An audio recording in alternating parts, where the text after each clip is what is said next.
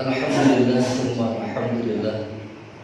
Wassalatu wassalamu ala rasulillah Sayyidina Muhammad ibn Abdullah wa ala alihi wa sahbihi wa mawala. Asyhadu an la ilaha illallah wahdahu la syarika lah wa asyhadu anna Muhammadan abduhu wa rasuluhu la nabiyya ba'dah. Allahumma shalli ala Muhammad wa ala ali Muhammad la hawla wa la quwwata illa billah amma ba'd.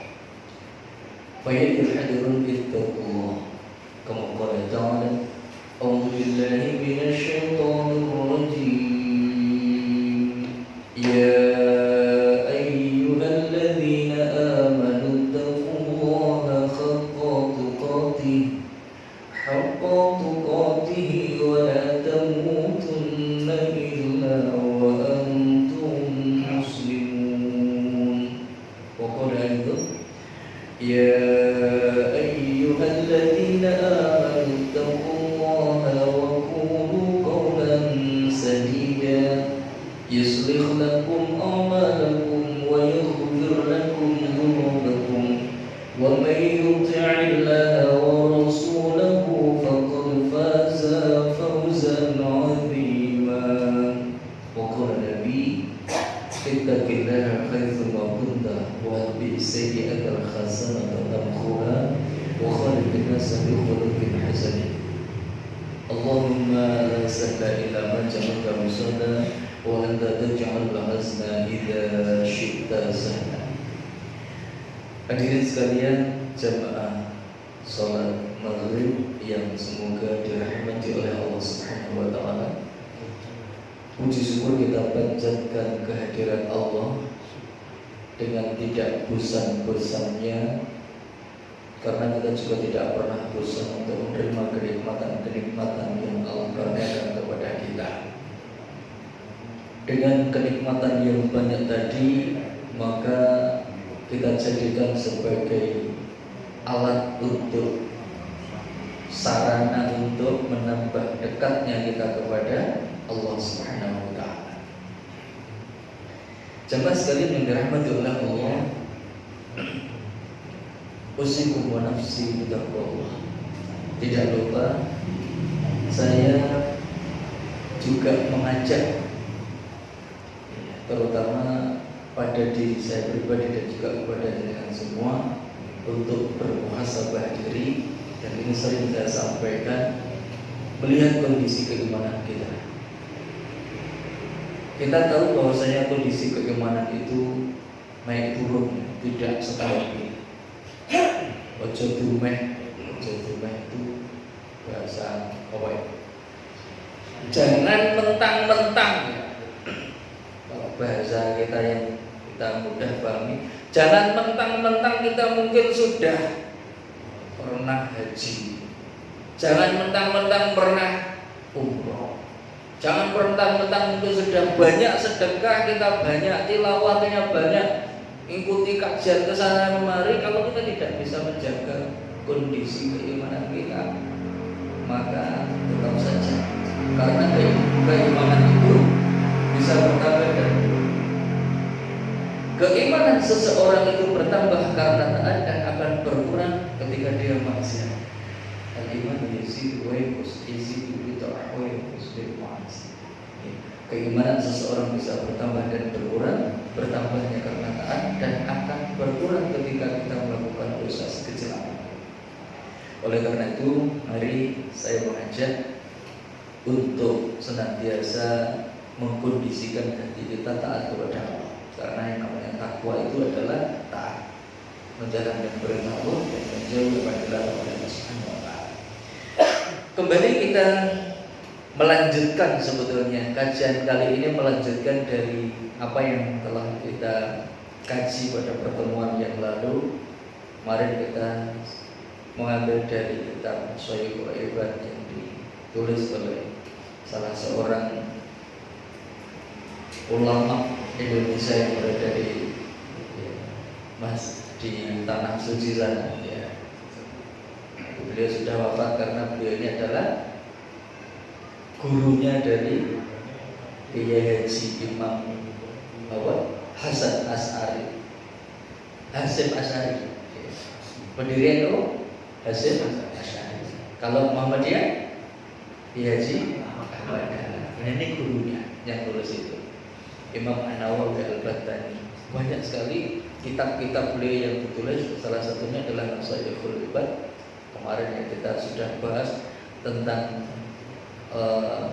bagaimana tahapan-tahapan untuk mendapatkan mukmin yang sempurna seperti apa, yang menyetir sabda Nabi kemarin yang ditulis oleh beliau Imam An-Nawawi Al-Battani.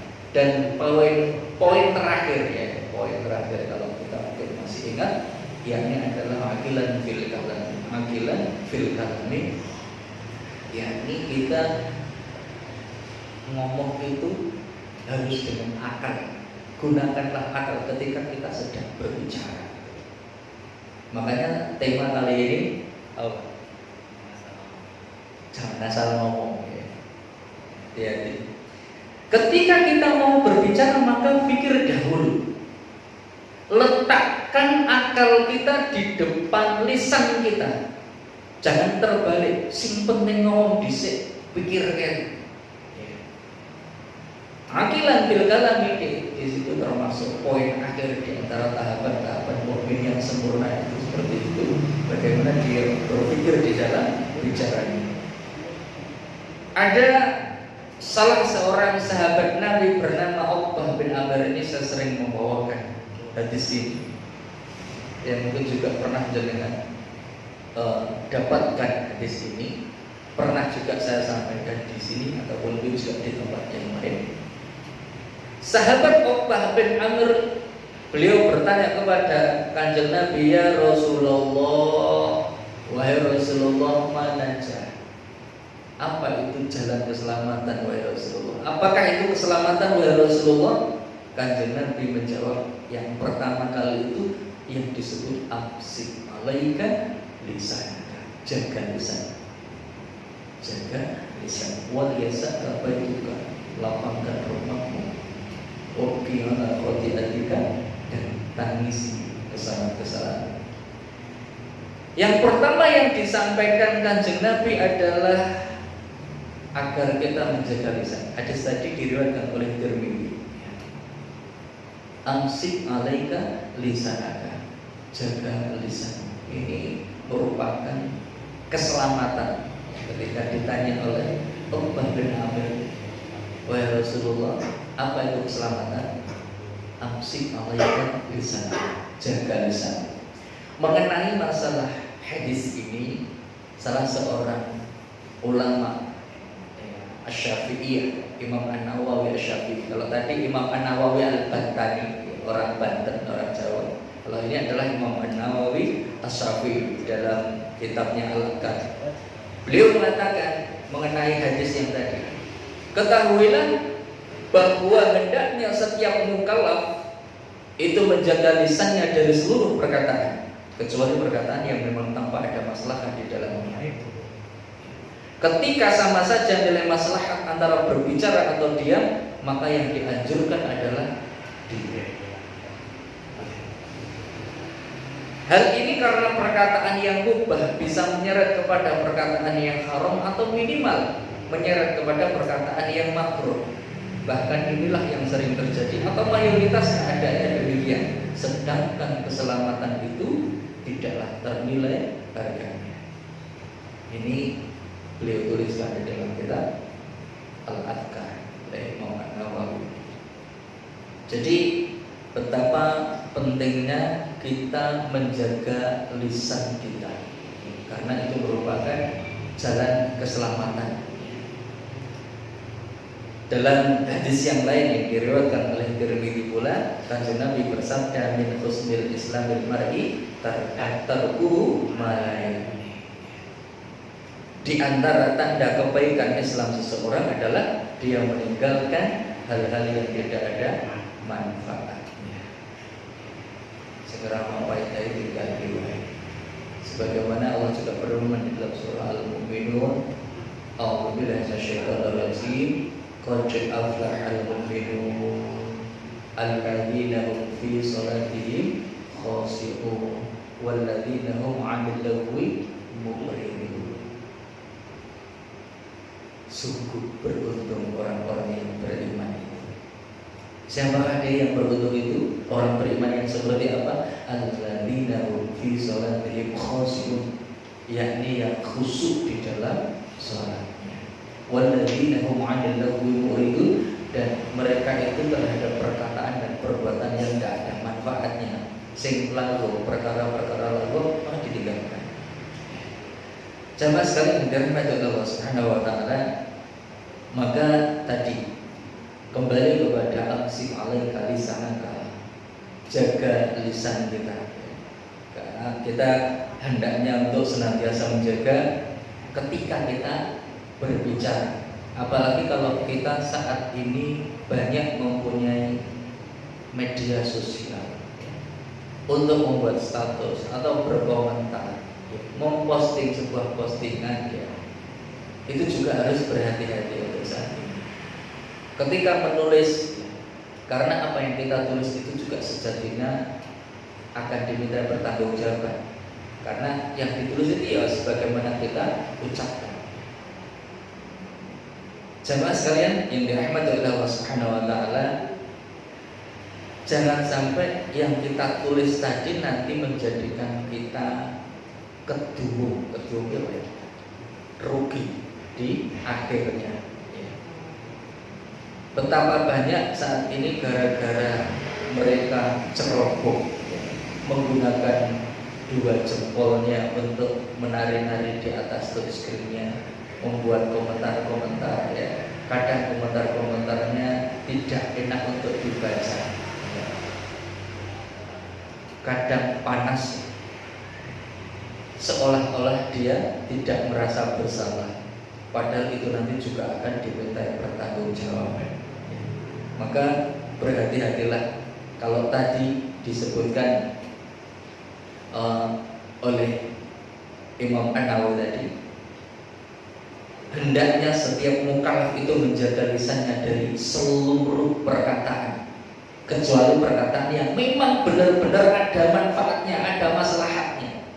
Ketika kita itu maslahat antara berbicara dan antara tidak berbicara sama-sama membawa maslahat, maka pilihannya yang harus dipilih adalah agar kita tidak berbicara atau disuruh diam. Makanya jangan asal ngomong, itu tadi seperti ini. Karena itu tadi, ketika kita sudah kadung ngomong,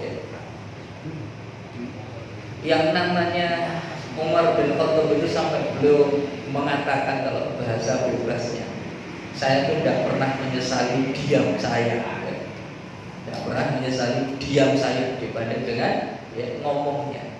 Makanya kan ada di dalam sebuah hadis yang sangat terkenal yang diriwayatkan oleh Muslim dan kita sangat hafal dengan hadis ini, maka yu'minu billahi wal yawmil akhir falyaqul khairan aw liyasmut. Barang siapa yang beriman kepada Allah dan juga kepada hari akhir, maka bicaralah yang baik. Kalau tidak bisa bicara yang baik, lu yang becik meneng. Dan juga ada juga sebuah kalimat yang kelihatannya ini juga perlu kita perhatikan. Ada kalimat yang tepat di tempat yang tepat. Ada tempat yang tepat membutuhkan kalimat yang tepat.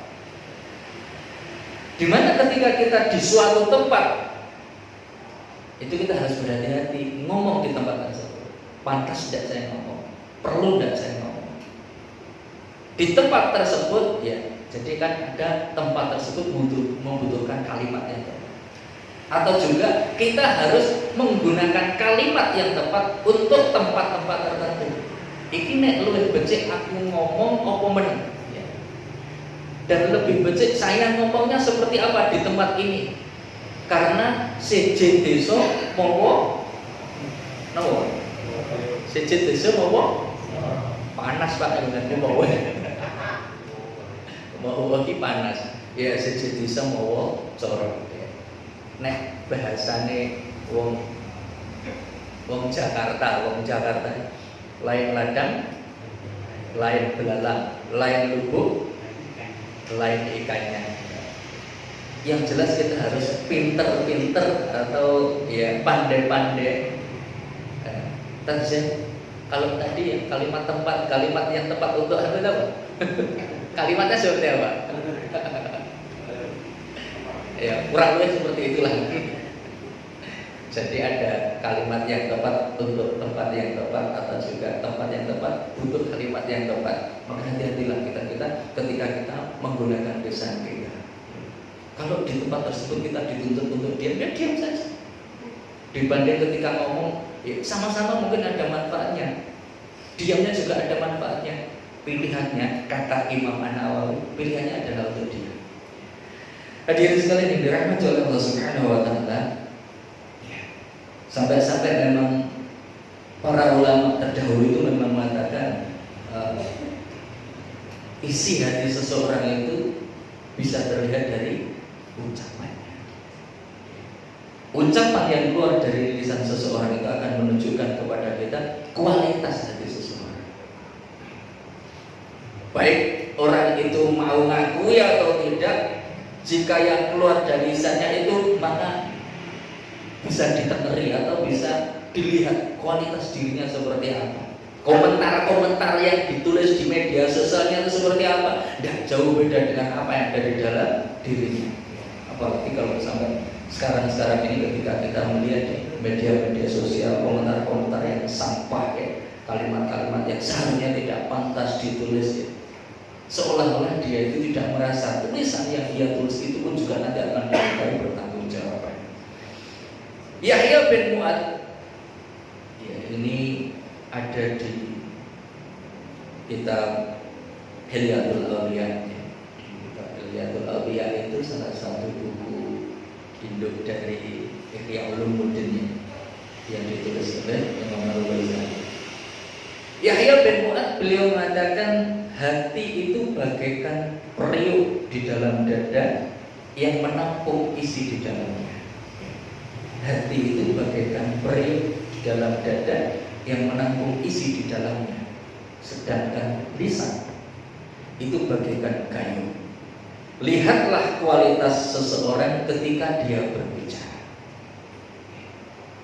Karena lisannya itu nanti akan mengambil apa yang ada di dalam periuk yang di dalam hatinya, baik rasanya itu manis, asam, ya, atau mungkin kecut, asin, maka rasa ataupun kualitas hatinya akan tampak dari perkataan lisannya. Maka jangan asal ngomong. Ya. Temanya hari ini adalah jangan asal ngomong. Ketika kita ngomong, orang akan lihat, oh kamu seperti itu. Sebagaimana yang sering saya sampaikan, kita menggunakan teori air dalam teko. Ketika air di dalam teko itu adalah kopi tertuang, maka akan keluar kopi. Kalau di dalam teh itu, di dalamnya teh, maka keluar akan ada tehnya. Seperti nanti ada tehnya, ada tekonya ada teh, keluar akan ada teh. Pun demikian kita, ketika kita mengeluarkan apa-apa yang dari lisan kita, sejatinya itu apa yang di dalam hatinya, ya seperti itu. Yang kita keluarkan dari lisan kita adalah kalimat-kalimat kotor, kalimat-kalimat tidak pantas. Biasanya jauh beda dengan apa yang di dalam hatinya. Tetapi kalau yang kita ucapkan, yang kita keluarkan dari lisan kita adalah kalimat-kalimat keselamatan, kalimat-kalimat yang bermanfaat, insya Allah tidak jauh beda pula dengan apa-apa yang di dalam hatinya. Ya, walaupun mungkin ada juga di situ tukang hapus-hapus, itu ngomongnya kelihatannya lembut, kelihatannya manis itu, tapi dalam rangka ngapusi. Tetapi saya pernah telepon itu sama, pernah ada jalan mungkin sama tukang telepon, entah itu kan untuk apa itu, ngomongnya bagus, halus Pak, ini dari ini dapat begini, dapat hadiah ini. Ketika kita sudah tahu ya, oh ini wong ngapusi, kemudian kita jawab dengan kalimat-kalimat yang kita itu sudah tahu, dia nanti kadang marah-marah, sumpah serapahnya akan keluar. Saya pernah dimarah-marahi karena dia tidak tahu. Saya tahu kalau dia itu Penipu saya katakan, ya maksudnya sudah ketahuan kalau dia penipu. Dia tuh marah-marah, wisung-wisung. Jadi akhirnya aslinya nampak. Hadirin sekalian yang dirahmati oleh Allah Subhanahu wa taala, maka penting di sini agar kita menjaga lisan kita, jangan sampai kita itu nanti kalau di dalam medsos itu menulis kemudian nanti butuh klarifikasi lagi.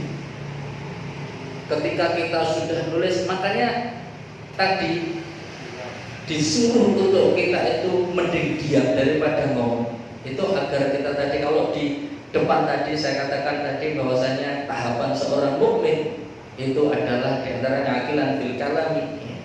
Maka untuk dikedepankan mikir dulu baru ngomong tadi. Kalau saya menggunakan teorinya tukang kayu kan potong sekali, ukur 2 kali, potong sekali. Mikir dulu ya. Agar ketika nanti apa yang kita ucapkan ini nanti tidak harus ada klarifikasi di belakang. Maksudnya, maaf kemarin yang saya tulis itu salah, karena kemarin ternyata yang saya share itu hoax, misalkan seperti itu. Jadinya perlunya ngukur 2 kali, potong sekali. Filosofinya tukang kayu. Pikir dahulu, bahkan berkali-kali pikir, ya, baru kita ngomong sekali. Saya tuh punya teman guru SMP pesantren, ya, guru olahraga, ya, ada yang kenal. Ya. Dia tuh pengen membuat undangan kepada teman-temannya untuk agar dia nanti tidak kesalahan itu. Dia sudah nulis itu dibaca berulang kali itu. Oh, ini ada yang keliru, ini hukumannya buat kurang dan sampai berkali-kali yakin betul yang dia tulis ini benar, baru dia share kepada temannya untuk membuat undangan. Pentingnya di sini menempatkan lisan di belakang akal kita. Hadirin sekalian yang dirahmati oleh Allah Subhanahu wa taala, maka ketika ada salah seorang sahabat yang menemui Kanjeng Nabi, beliau bertanya kepada Kanjeng Nabi, ya Rasulullah, alimni wa wajhiz. Rasulullah nasihati aku, ajarilah aku. Nek aja sing dulu, sing singkat wae. Nek ketoke cocok karo awake dhewe. Ora sak sing kagak tuwa-tuwa. Ora apal. Dia mintanya nasihati aku tapi singkat saja. Kan seperti kita kalau baca artikel di WA itu paling scroll macam-macam. Karena pendek-pendeknya kebaca. Hadirin sekalian yang dirahmati oleh Allah Subhanahu wa taala, kemudian Kanjeng Nabi menjawab, apabila kamu hendak mendirikan sholat, maka sholatlah seperti sholatnya orang yang hendak berpisah. Ini nasihat yang pertama itu. Apabila kamu hendak mendirikan sholat, maka sholatlah seperti sholatnya orang yang hendak berpisah. Jadi anggap saja ketika kamu sholat itu, ini adalah sholat saya yang terakhir, nanti tidak ada sholat lagi. Kalau ini adalah merupakan sholat saya yang terakhir, maka saya akan berusaha memperbagus sholat saya, kualitas sholat saya akan saya perbagus. Ini pesannya Kanjeng Nabi seperti ini. Jadi ketika sholat itu yakinkan betul bahwa wah ini nanti sholat saya yang terakhir, nanti tidak ada sholat lagi. Padahal saya tahu bahwasanya sholat ini merupakan kelak di yaumul akhir itu pertama kali dihisab. Saya akan berusaha sholat itu adalah sholat yang terbaik yang saya persembahkan kepada Allah. Sehingga nanti tidak tertampar ayat wailul lil musallin alladzina hum an sholatihim sahun. Di dalam surah Al-Ma'un. Celakalah orang yang salat. Kok sholat kok celaka? Pokoknya saya tak sholat. Yang seperti apakah orang yang celaka di dalam sholat itu? Yakni yang lalai di dalam sholatnya. Ada yang menafsiri oleh ahli tafsir tentang ketika ada seorang sahabat, maksudnya ketika an sholatin sahun ini maksudnya apa? Yu'akhiruna sholat, menunda-nunda waktu sholat. Ada yang Kanjeng Nabi pernah ditanya seperti itu. Maksudnya adalah yu'akhiruna sholat, menunda-nunda waktu sholat. Atau mungkin juga memang lalai. Ketika sholat itu ya kayaknya kualitas seperti kita. Maksudnya ya Allahu Akbar, kabirun, alhamdulillah kasih. Mulutnya kedua tapi pikirannya tidak tahu kemana. Allahumma baik. Itulah iftitah ber Allahu Akbar takbiratul ikram. Itu waktu pertama ya benar. Tapi begitu sudah masuk iftitah, huruf al-Fatihah itu sudah macam-macam yang dipikirkan. Waktu bersolat ini aku ngarep nanti ini oh iya deh aku di masalah bojoku anakku turun bayar iki ya. Itu di dalam sholat kita. Nggih napa terus? Ya, tidak bisa diselami. Jangankan ya, orang yang tidak paham apa yang dibaca di sholat, wong sing paham loh, sing paham di sini sing di sholat itu ada ya sebelahnya. Jangankan kok makmum imam ya tadi. Beliau imam di Masjid Al-Kausar. Itu loh, ya seperti itu. Sampai kadang lali rakaat, ya, kadang maca Al-Qur'an, hafal wis biasane ki hafal. Surah Al-Kafirun ora barbar lho. Antum barbar. Karena banyak pikiran tadi. Maka leres ngendikane Kanjeng Nabi, ya. Sing ngendikan Kanjeng Nabi dan beliau itu ketika mengucapkan seperti itu ngarepe para sahabat. Para sahabat iki jenenge bosone sing dienggo salat iki sangat paham di luar kepala, tidak seperti kita. Paham banget bacaan-bacaannya itu seperti apa itu paham. Ya. Tetapi Kanjeng Nabi itu ngendikannya kalau bahasa bebas saya kalau mengatakan itu tidaklah seseorang itu melakukan sholat ditulis dari sholatnya itu kecuali hanya 1/10, 1/9, 1/8, 1/7, 1/6, 1/5, 1/4, 1/3, 1/2 dari sholatnya. Iki ngatasé para sahabat opo meneh awake dhewe. Ya itu tadi begitu kabiro alhamdulillah kasira wis macam-macam ibu ya di sana ya iki gorengane iki aku kok piye iki gak waya iki kok gluduk-gluduk warnane iki pemene piye lah. Seperti itu. Macam-macam. Makanya loh padahal ya ketika pas Ustaz Zain itu orang boring amin banter. Amin ki yo bengok banter tapi assalamualaikum warahmatullahi. Loh kok seperti padahal dia sedang bingung tadi pikirannya tadi macam ya. Rakaat kedua, ketiga itu cengkak mengikuti iman, tapi ya loh kok salah. Tidak tahu, entah mungkin dapat 1/10-nya. Alhamdulillah saya 1/10 ya bagus banget gitu. Apalagi sampai dapat 1/8, 1/7 itu 1/2 luar biasa, itu setengah luar biasa. Luar biasa. Sampai Kanjeng Nabi sampai rutut itu kali awal. Kalimatnya juga seperti itu. Akan mendapatkan dari sholatnya itu 1/10, 1/9, 1/8, 1/7, 1/6, 1/5, 1/4, 1/3, 1/2-nya. Ya. Hadirin sekalian yang dirahmati oleh Allah Subhanahu wa taala, maka tadi apabila kamu hendak mendirikan sholat, maka sholatlah seperti sholatnya orang yang hendak berpisah. Ya. Kemudian nasihat yang kedua, pesan Kanjeng Nabi kepada orang tersebut yang kedua adalah janganlah kamu mengatakan suatu perkataan yang akan membuatmu harus minta maaf di kemudian hari. Nek bahasa kita itu tidak ada klarifikasi. Udah zaman sebelum itu Kanjeng Nabi sudah menunjukkan seperti itu. Bahwasanya jangan sampai kita itu mengatakan sesuatu yang ternyata nanti di kemudian hari kita minta maaf gara-gara apa yang kita omongkan di depan tadi kemarin itu salah. Makanya ojo sok sembarang ngomong. Ya. Hadirin sekalian yang dirahmati oleh Allah Subhanahu wa taala, diriwayatkan oleh Ibnu Majah. Nah, kalau tadi kita di media sosial betapa banyak kita sangat mudah sekali kita share entah artikel atau mungkin berita apa ternyata hoax ya. Menuliskan berita-berita yang kita belum tahu tentang kejelasan berita tersebut benar atau tidak ya. Dan akhirnya kita di kemudian harinya baru minta maaf. Ternyata yang saya share kemarin salah. Harus berhati-hati di sini ya. Makanya betul Kanjeng Nabi ngendikan ketika ditanya oleh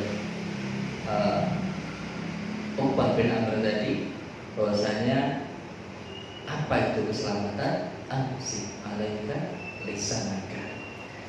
Hadirin sekalian yang dirahmati oleh Allah Subhanahu wa taala, di sisi lain banyak sekali perkara-perkara yang membahas tentang lisan ini.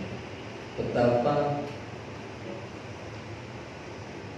manusia itu banyak yang masuk neraka karena dua lubang, lubang di antara dua bibir dan lubang di antara dua paha. Di dalam hadis yang lain juga disebutkan bahwasanya tidaklah lurus ya, hati seseorang sebelum lurus lisannya ya. Tidaklah lurus keimanan seseorang sebelum lurus hatinya, dan tidaklah lurus hati seseorang sebelum lurus hatinya. Jadi ini merupakan barometer keimanan juga. Bahwasanya ketika lurusnya lisan itu bisa berakibat menjadi lurusnya hati, dan lurusnya hati ini bisa menjadikan lurusnya keimanan seseorang. Jamaah sekalian yang dirahmati oleh Allah Subhanahu wa taala, pentingnya kita untuk menjaga lisan kita. Memang yang namanya lidah itu tidak bertulang. Orang sakit bisa ngomong sing ora lor. Wong sing ngeleh iki lho ngomong pinter apa sing waras. Jadi kita harus berhati-hati menggunakan lisan. Lisan yang tidak bertulang tadi, lidah tidak bertulang, tapi betapa banyak gara-gara lisan itu hati-hati yang tersakiti gara-gara lisan. Jamaah sekalian yang dirahmati oleh Allah Subhanahu wa taala, Allah berfirman, dan ini merupakan ayat yang sangat familiar di telinga kita karena seringnya dipakai oleh para dai, para penceramah, kiai, ustaz untuk dijadikan bacaan mukadimah. Termasuk tadi saya juga membacakan ayat ini di dalam surah Al-Ahzab 70-71. A'udzu billahi minasyaitonir rajim.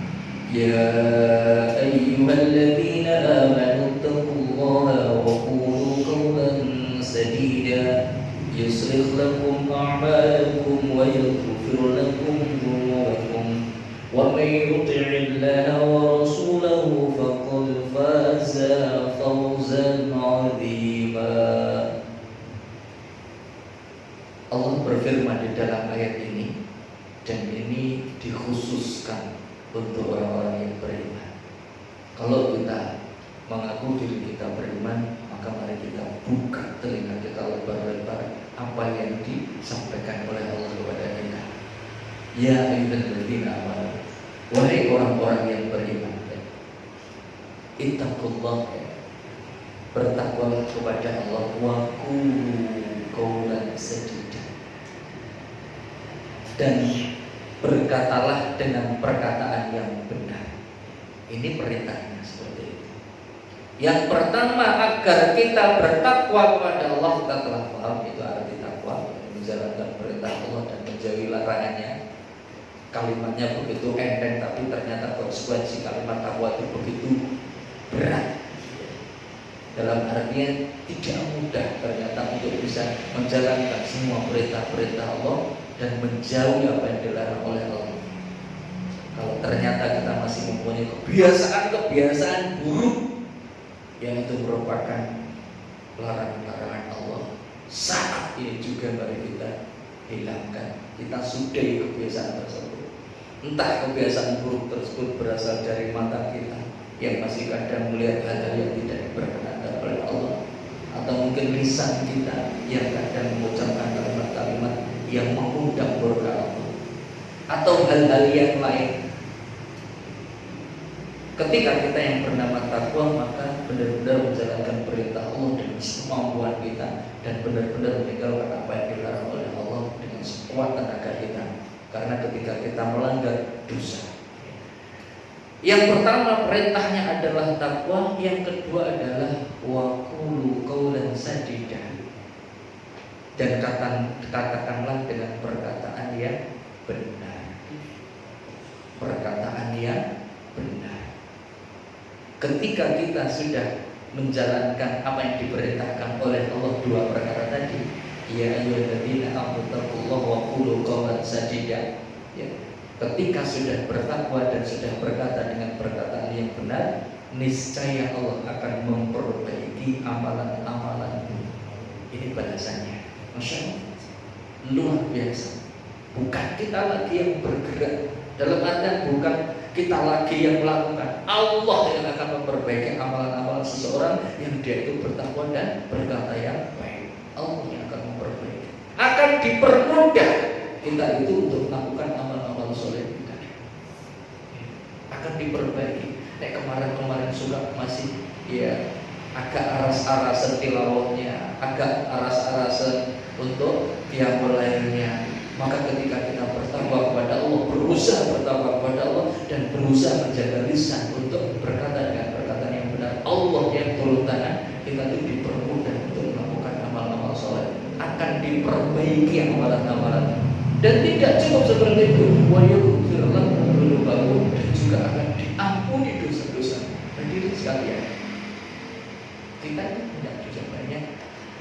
Ada yang saat ini umurnya 50, 40, 30, ada yang sudah 70. Selama itu pula selama ini kita menumpuk pundi-pundi dosa. Apakah selama ini kita sudah tahu kalau dosa-dosa yang pernah kita lakukan itu diampuni oleh Allah?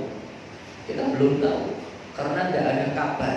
Tidak ada notifikasi, oh dosamu sudah diampuni, tidak ada kabar, tidak ada reportnya kepada kita. Makanya kita tetap harus bertobat kepada Allah, sering-sering bertobat, karena Allah juga menyukai orang-orang yang bertobat. Innallaha yuhibbut tawwabina wa yuhibbul mutatahhirin. Dosa kita yang banyak tadi akan langsung diampuni oleh Allah ketika kita melakukan apa itu kegiatan takwa tadi. Dan juga mengatakan perkataan yang baik. Itu selain kita akan diperbaiki amalan-amalan kita, Allah akan memberikan pengampunan dosa-dosa kita. Ya. Hadirin sekalian yang dirahmati oleh Allah Subhanahu wa taala, apalagi di dalam ayat yang lain yang kalau berkaitan dengan penggunaan lisan kita. Nanti kita bisa lihat di dalam surah Al-Hujurat. A'udzu billahi minasyaitonir rajim.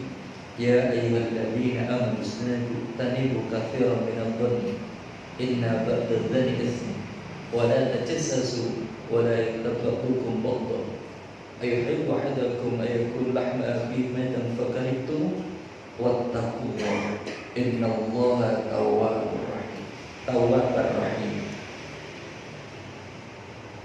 Ini juga diperuntukkan orang-orang yang mengaku dirinya orang yang beriman juga. Adalah Ibnu Mas'ud itu pernah ditanya, dimintai tolong sama sahabat yang lain. Wahai Ibnu Mas'ud, buat saya ini dinasihati. Apa jawaban dari Ibnu Mas'ud? Bacalah Al-Quran, ayat-ayat yang awalnya diawali dengan ya ayyuhalladzina amanu. Maka di situ akan ada perintah-perintah Allah atau larangan-larangan Allah yang di situ ayat-ayat diawali dengan ya ayyuhalladzina amanu. Ada juga salah satu ayat itu tulisannya ayyuhal mu'minun. Di dalam ayat ini Allah berfirman, wahai orang-orang yang beriman, jauhlah kebanyakan berprasangka don, lebih ke suudon, berburuk sangka. Karena sesungguhnya sebagian tindakan dari prasangka itu adalah dosa. Hati-hati dari don kita, prasangka, berburuk sangka. Janganlah kamu mencari-cari kesalahan orang lain, tajasus, dan janganlah kamu sebagian yang lain menggunjing. Ya. Janganlah kamu suka menggunjing sebagian satu dengan sebagian yang lain, suka. So, apa itu ghibah? Sukakah kalian? Sukakah salah satu di antara kamu makan daging saudaranya yang sudah mati?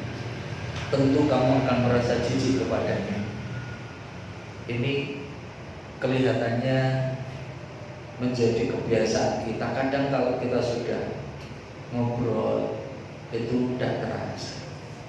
Awal-awalnya sih baik-baik saja. Bu, beri kabar ya, alhamdulillah baik. Ya anak-anak, alhamdulillah. Ini sih anak pertama itu sih. Lumayan, alhamdulillah ya kerjanya lancar-lancar. Dan ini kok teman jenengan nggak mulai kan?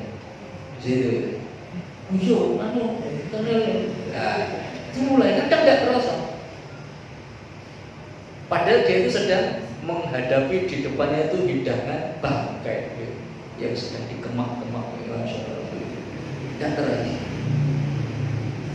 Malah sekarang di medsos, dikira nak di medsos itu tidak lupa. Yo bodoh wae chattingan. Yo di sini yo bodoh wae.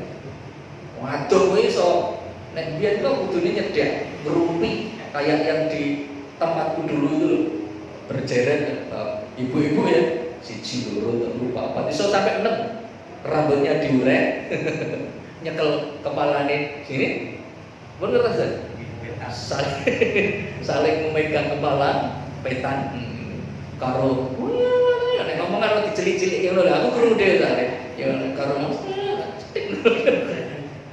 ada yang anak kecil dides sambil ngrasani tanggane saiki omahe adoh iso serasa-serasa nganggo WA nang film. Hadirin sekalian, jangan ngomong sembarangan. Itulah tadi pesan Kanjeng Nabi. Ya, dari pertanyaan Uqbah bin Amir, mana amsik alaika lisanaka. Ini yang bisa saya sampaikan pada kesempatan kali ini. Semoga Allah memberikan kemudahan bagi kita untuk bisa mengamalkan ilmu-ilmu yang sudah kita dapatkan pada malam hari ini, diberikan kekuatan untuk mengamalkannya, dan ilmu ini bisa menjadi ilmu yang bermanfaat bagi kita sehingga bisa menunjukkan kita jalan-jalan yang benar, memudahkan jalan kita menuju surganya Allah. Amin Allahumma amin. Kita tutup dengan doa kepada Allah. Subhanallah wa bihamdihi, asyhadu an la ilaha